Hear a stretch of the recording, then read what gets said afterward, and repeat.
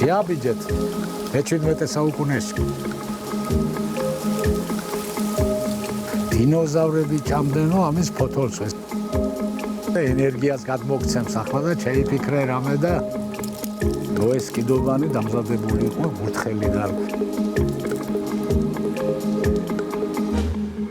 ერთდროულად ბევრი მისტიკური და საინტერესო ამბის მოსმენა თუ გსურთ, გორა ბერეჟოულის დენდროლოგიურ პარკს უნდა ესტუმროთ. აქ მე-17 საუკუნის ბოლოდან გურიის ერისთავების რეზიდენცია იყო.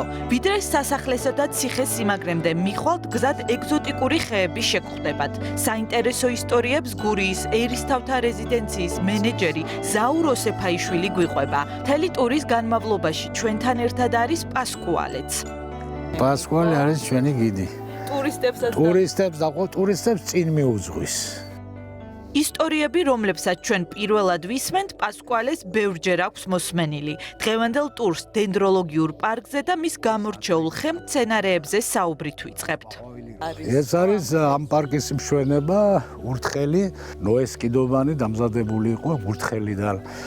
ასევე ქრისტე ჯვარზე რო გააკრეს, ურთხელის იყო ეს ძალიან ძნელად მზარდი მცენარეა, დაახლოებით 4-5 წელი უნდა რომ გაიზარდოს და დიდი გახდეს. ურთხელს უთხოვარსაც ეძახიან, ლეგენდის თანახმად ეს სახელი თამარ მეფეს უკავშირდება. თამარ მეფეს თხოვეს, რომ უთხოვარი მიეცა, მაგრამ თამარ მეფემ უთხრა, რომ ურთხელი მიეცა, თამარ მეფემ უპასუხა, რომ ყველაფერი მთხოვე, რაც გინდა და ოღონ ურთხელს ნუ მომთხოვო და ამიტომ დაარქვეს უთხოვარი. როცა ინგლისში შედიოდა გემები და მომსახურებას უწევდა ნავსადგური, გადასახადი არ იყო თანხით, იყო ურთხელის ხით უნდა გადაეხადა. ინგლისელები ამზადებდნენ აქედან გემებს და სოფლიოში იცით, რომ ინგლისელები ამ გემშენებლობაში ერთ-ერთი მაგდროს ერთ-ერთი პირველები იყვნენ. აქვე ნახავთ მცენარეს, რომლითაც დინოზავრები იკვებებოდნენ და გიგანტურ სეკვოიას. ამას ქვია გინკობილობა. სხვათა შორის ამბობენ, რომ დინოზავრები ჭამდნენ ამის ფოთოლს. ესე იგი, ეს მილიონი წლის, ალბათ ყველაზე უძველესი ხეა აგი დედამიწაზე. ხოდა ესაა გიგანტური სეკვოია. ესა ჩრდილო ამერიკული ჯიში არის, სხვათა შორის 120 მეტრი სიმაღლე იზრდება ამერიკაში და გარშემოწირება 5 მეტრი აქვს. ენერგიის მატარებლებია საერთოდ ხეები და სეკვოიაზე ამბობენ, რომ ყველაზე უფრო დიდ ენერგიას ეს გადმოცემსო და ახლაც რომ მოდიან ტურისტები, განსაკუთრებულად უცხოელები შემოხვევენ ამას ხელს და ჩაუთქვამენ რაღაცას და არის ერთი ამბავი. კი, შეგიძლიათ. სურვილი უნდა ჩაიფიქრო და აგი ენერგიას გადმოგცემს და სურვილს შეგისრულებს. ასეა ლეგენდა. სურნელი ნახეთ, აი მე ხო იმზეთი სუნი აქვს. კი. თუ დადო ოთახში, ყოღოს ერთად არ იქნება. ანუ ქაფურის ამხის ტოტი რო დადო. ტოტი, კი, რო დადო, ხო არ იქნება.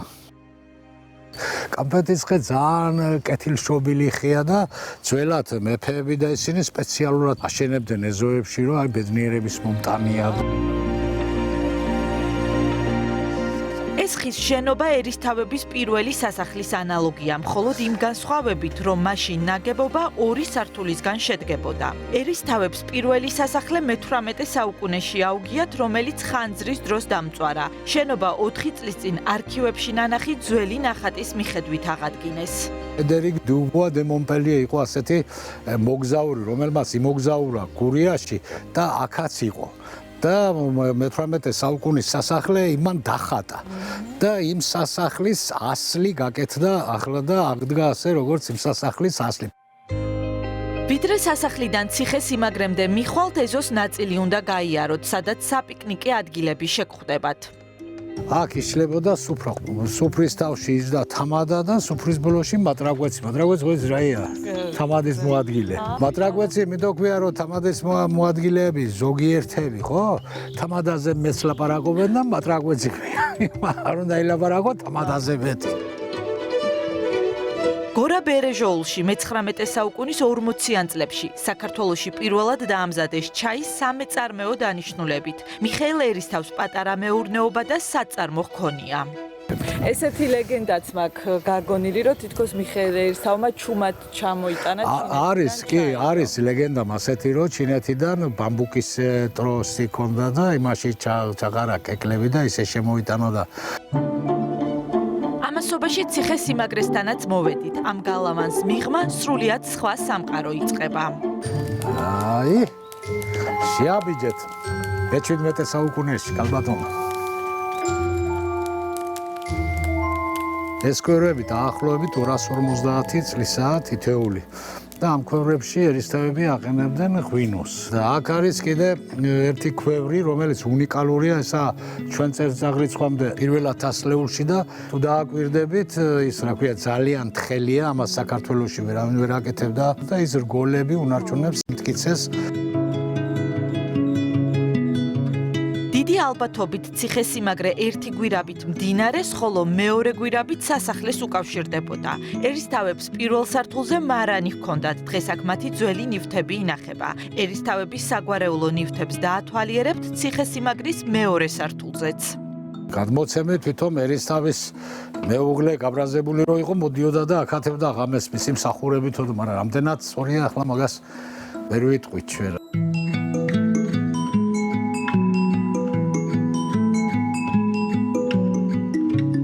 გადმოცემის მიხედვით ეს სარკე დამზადდა თლად საფრანგეთში 3 ცალი და ერთი ცალი ჩამოუტანეს ერისთავებს და ერთიო როგორც ამბობენ არისო ინახებაო კანადაშიო არისო გამოფენილიო და წარმოედგინეთ თქვენ ამას რატომღაც შეართქვეს ბედნიერების სარკე და იმ კანადაშიც ბედნიერების სარკე ქვია და რატო ქვია ახლა ბედნიერების სარკე ამას ესე იგი სარკე დამზადებული არის ვერცხლზე აქ დიდი ფილოსოფია კი არა სარკე არის ვერცხლზე დამზადებული ვერცხლი არის კეთილშობილი ლითონი და სარკე შესაძლოა არის 250 წლის და ამ კეთილშობილი ლითონი არის აგი და ვერცხლი ხო აქვს ქვედან და აკეთებს აი შეხედე საკეთებს შარავანდელს აკეთებს და ბედნიერების სარკეს რადგან ეძახიან ჩამოდიან საიდან არ ჩამოდიან და ესე იგი არაფერი არ აინტერესებს მარტო ბედნიერების სარკე ხომ აი კი ბატონო არის მობრძანდი გვიხსნიან ბედნიერების სარკემ თავისი ფუნქცია რომ შეასრულოს მის წინ უნდა დადგეთ სურვილი ჩაიფიქროთ და ფოტო გადაიღოთ